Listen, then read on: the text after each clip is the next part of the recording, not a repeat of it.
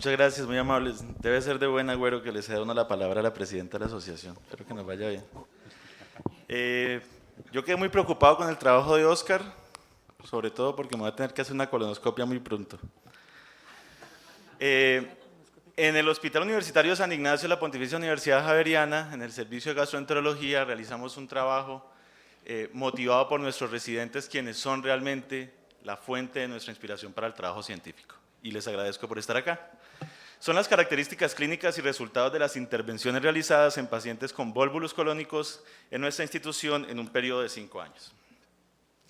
Tenemos claro que la tercera causa de obstrucción intestinal siempre es una urgencia vital. El retraso en el diagnóstico y el manejo es uno de los principales factores asociados a mortalidad según diferentes series. Los métodos diagnósticos imaginológicos son importantes. Nuestro trabajo tiene algunas aclaraciones sobre estos. No encontramos estudios aleatorizados que determinen el manejo más apropiado del volvulus. Difiere de país a país y difiere ¿por qué? Por la prevalencia diferente. Tenemos el cinturón de volvulus de Rusia, India, África, lo que se presenta en el sur del continente americano también. Es necesario además conocer cuáles son las características propias de nuestros pacientes y el desenlace. Y tenemos que partir de algo claro, en Colombia el volvulus no es endémico. Es un estudio observacional, descriptivo, de carácter retrospectivo, en pacientes con diagnóstico de volvulus colónicos, con un formulario preestablecido, variables demográficas, clínicas sobre las cuales trabajamos. Nuestro objetivo es describir las características clínicas, el tipo de manejo y los resultados de las intervenciones realizadas en los pacientes que ingresaron por volvulus colónicos en la institución en los años de 2008 a 2013. Determinamos la morbilidad, mortalidad de los pacientes que ingresaban por volvulus, los hallazgos endoscópicos que encontramos, los quirúrgicos de los mismos casos, determinar el estudio imaginológico con el que se llegó al diagnóstico y la terapia más utilizada en nuestra institución.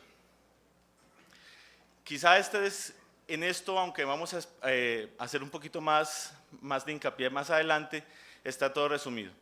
Fueron 27 pacientes que, revisando la literatura, es un número muy importante de pacientes, 69% hombres, y nos llama mucho la atención una edad promedio temprana, pacientes más jóvenes comparados con otras series de diferentes partes del mundo, y 37% de ellos menores de 40 años, que es un dato aún más importante en lo que encontramos. Y como dato semiológico también llamativo, que solo la tríada clásica que conocemos solo se presentó en una tercera parte de los pacientes. Los síntomas por los que ingresaron principalmente fue el dolor abdominal, pero como decíamos no tenían la tríada clásica. Los síntomas secundarios fue distensión abdominal, por lo que se llegó al diagnóstico. En comorbilidades nos llama la atención que la mayoría de nuestros pacientes analizados, de los casos analizados, eran pacientes que no tenían enfermedades, la mitad de ellos. Y como se menciona en diferentes series, muchos de ellos deberían tener enfermedades neurológicas o neuropsiquiátricas, las cuales fueron realmente pocas en nuestra serie. El tiempo de evolución fue de más o menos 85 horas en promedio. El método que nos sigue sirviendo es la radiografía de abdomen simple y nos sirvió en el 85% de los casos, pero también llegamos a utilizar tomografía de abdomen. En uno de nuestros casos, el manejo endoscópico inicial se hizo en el 78% de los casos. Algunos fueron llevados inmediatamente a cirugía por un cuadro que parecía ser un abdomen agudo quirúrgico.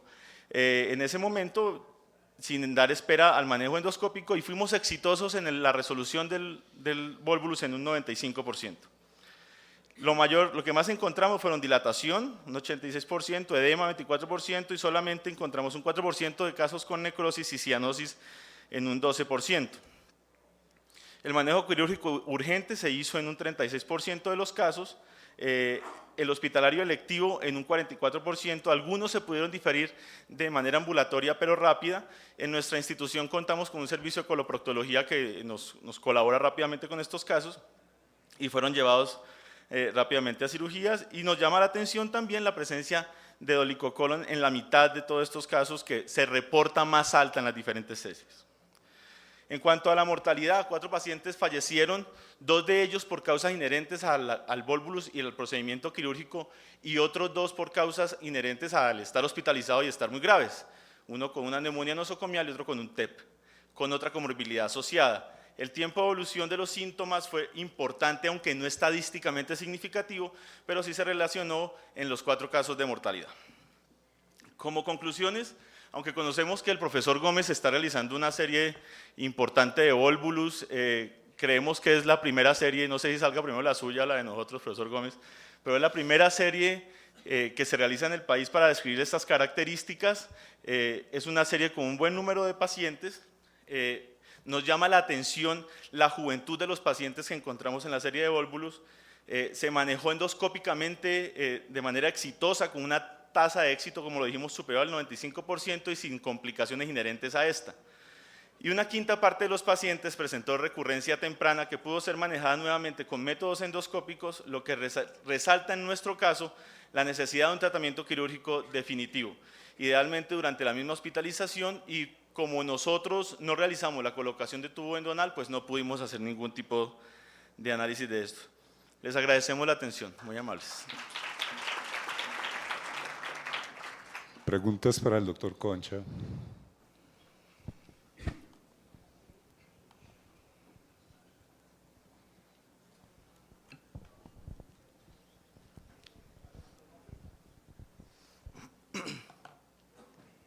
Felicitaciones, una serie pues, realmente grande, muy interesante. ¿Cómo fue la técnica endoscópica que realizaron ustedes para devolvular a estos pacientes? Nuestra técnica es, bueno, la gran mayoría de nuestros casos fueron casi el 80% de sigmoides, era muy cercano al alcance, entrábamos con el colonoscopio y hacíamos, nos encontramos el signo de torbellino que fue casi presente en todos los casos, con mínimo aire ingresamos al sitio de torsión, insuflación mínima, avance lento y desinflamos el paciente, le extraíamos aire cuando terminábamos de pasar la barrera del torbellino. Al salir, el paciente tenía que estar conocido por el servicio de cirugía y esa era la ventaja que teníamos para poder realizar el tema del tratamiento quirúrgico inmediatamente. Nunca le dejamos tu doctor. Nunca.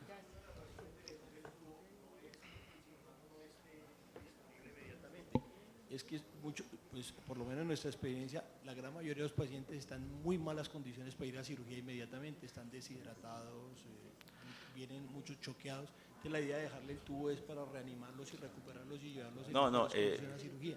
Yo estoy, usted sabe que conozco ese punto mucho, pero igual por el tipo de pacientes que teníamos, usted se dio cuenta que son pacientes jóvenes. No eran pacientes con mucho tiempo y mucho tiempo determinado, con más de una semana de cuadro clínico, sino un paciente que tenía un tiempo mucho menor. Ese paciente lo conocíamos inmediatamente y se llevaba a cirugía y no tuvimos recurrencia y las complicaciones asociadas a la cirugía temprana fueron mínimas. Como le dije, solamente hubo 2 pacientes que tuvieron complicaciones inherentes a ellas, profe.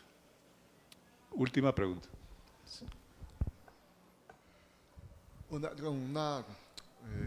Quiero añadir algo con respecto a lo del tubo, la inserción de un tubo. Lo que está escrito es que se recomienda insertar un tubo, no tanto porque el paciente esté en malas condiciones, sino para que el cirujano cuando lo opere de 3 a 5 días después lo haga sin edema, que eso puede traer problemas en la parte quirúrgica.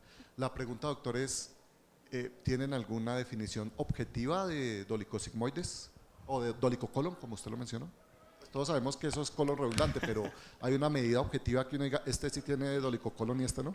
No. Ese dato lo obtuvimos, bueno, hay 2 cosas, doctor. Llevarlo en 5 días, dependiendo de qué cirugía le va a hacer. ¿Ya? Entonces, digamos que las opciones quirúrgicas eran variadas y en los pacientes en los que se podía hacer anastomosis primaria, se hacía, pero también habían pacientes que se dejaban derivados y después se trabajaban. Y eso es parte de lo que creemos que es importante en nuestra serie. Nosotros no tenemos una medida, la verdad la hemos buscado, la literatura nos dice que es un meso largo y dolicosigmoides nos va a dar un riesgo para esto, pero nosotros endoscópicamente no lo pudimos hacer, además que prácticamente la única colonoscopia que hicimos fue la de devolvularlo. Esos fueron datos de cirugía, en el que nos decían el colon estaba muy largo, el sigmoide estaba muy largo, pero no tenemos dato objetivo, doctor Reyes. Muchas gracias, doctor Concha.